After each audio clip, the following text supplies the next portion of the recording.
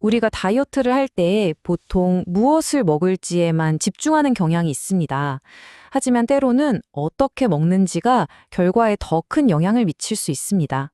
이번 시간에는 식사 순서를 바꾸는 것이 우리 몸의 혈당 조절에 구체적으로 어떤 영향을 미치는지 그 과학적 원리를 차근차근 설명해 드리겠습니다. 아마 이런 경험 있으실 겁니다. 분명 똑같은 양의 식사를 했는데도 어떤 날은 포만감이 오래가고 어떤 날은 금방 허기지는 경험 말이죠. 그 차이가 바로 식사 순서에서 비롯될 수 있다는 건데요. 지금부터 그 간단하면서도 아주 중요한 원리에 대해 알아보겠습니다. 자, 그 원리를 제대로 이해하려면 먼저 우리 몸이 우리가 섭취한 음식에 어떻게 반응하는지, 그러니까 식사와 혈당의 기본적인 관계부터 짚어볼 필요가 있습니다. 우리 몸은 굉장히 정교하게 설계된 시스템이라서요. 혈액 속에 있는 포도당, 즉 혈당의 농도를 항상 일정한 수준으로 유지하려고 합니다. 이게 너무 높아지거나 낮아지지 않도록 계속 조절을 하는 거죠. 건강한 성인을 기준으로 했을 때 8시간 이상 아무것도 먹지 않은 공복 상태에서 혈당이 이 범위 안에 있으면 안정적인 상태로 봅니다. 이게 바로 우리 몸이 유지하려는 기준점이라고 생각하시면 됩니다. 여기서 한 가지 정말 주목할 만한 점이 있는데요.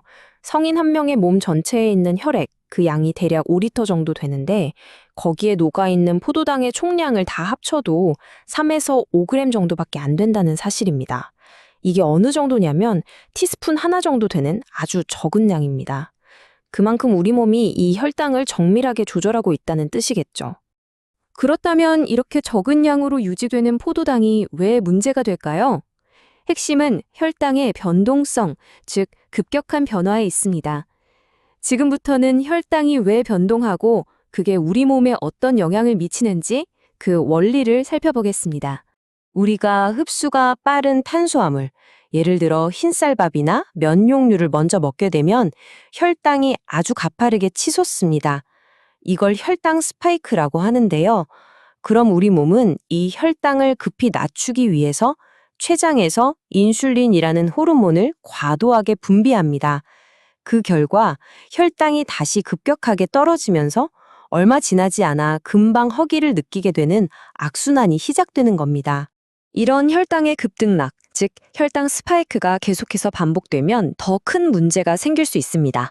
우리 몸의 세포들이 인슐린의 신호에 점점 둔감해지는 이른바 인슐린 저항성이라는 상태가 될 수 있기 때문입니다. 인슐린 저항성은 체중 감량을 더 어렵게 만들 뿐만 아니라 장기적으로는 여러 대사질환의 중요한 원인이 되기도 합니다. 따라서 혈당 스파이크와 그로 인한 악순환을 막기 위한 핵심 전략은 아주 명확합니다. 바로 포도당이 우리 혈액으로 흡수되는 속도를 조절하는 것입니다. 이 흡수 속도를 조절하는 데 가장 중요한 역할을 하는 영양소가 바로 식이섬유입니다. 식이섬유는 두 종류가 있는데요. 특히 해조류에 많은 수용성 식이섬유는 물과 만나면 끈적끈적한 젤 형태로 변해서 음식물이 위를 통과하는 속도를 늦춰주는 일종의 브레이크 역할을 합니다. 반면에 채소에 많은 불용성 식이섬유는 수분을 흡수해서 부피가 커지기 때문에 포만감을 높여주는 효과가 있죠. 식이섬유뿐만 아니라 단백질과 지방 역시 소화 속도를 늦추는 데 도움을 줍니다. 이 영양소들은 음식이 위에 머무르는 시간을 늘려주거든요. 결과적으로 이 세 가지, 식이섬유, 단백질, 지방이 포도당이 혈액으로 천천히 그리고 완만하게 흡수되도록 돕는 역할을 하는 셈입니다. 자, 그럼 지금까지 설명한 원리들을 실제 우리 식생활에 어떻게 적용할 수 있을까요? 지금부터는 구체적이고 실용적인 관리 전략에 대해 알아보겠습니다.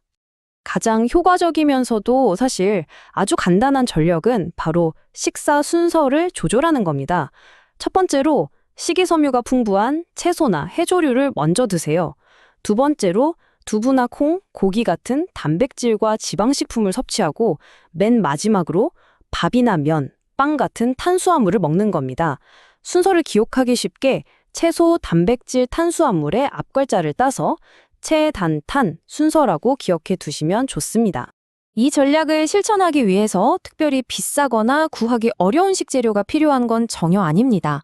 여기 보시는 것처럼 미역이나 김 같은 해조류, 양배추나 상추, 또 두부나 버섯처럼 우리 주변에서 저렴하고 쉽게 구할 수 있는 식품들로도 충분히 실천이 가능합니다.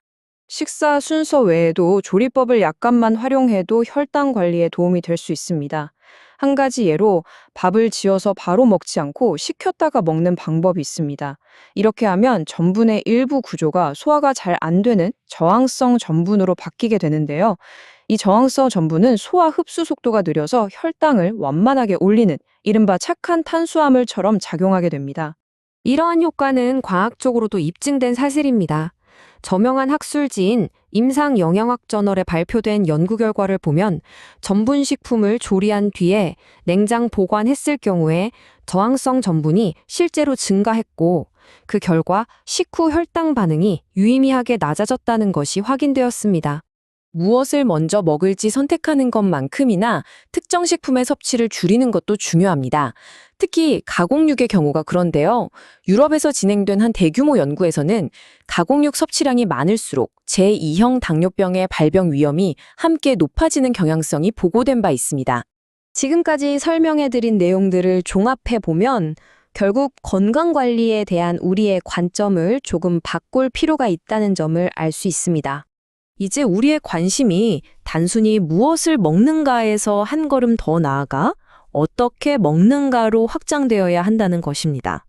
물론 좋은 식재료를 선택하는 것도 중요합니다.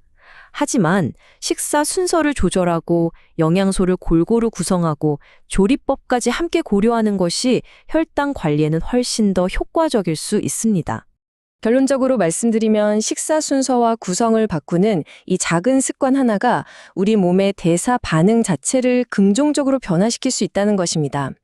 이것은 우리가 스스로의 건강을 보다 주도적으로 관리할 수 있게 하는 아주 간단하면서도 강력한 도구가 될 수 있습니다. 오늘 식사부터 한번 바로 적용해 보시는 건 어떨까요?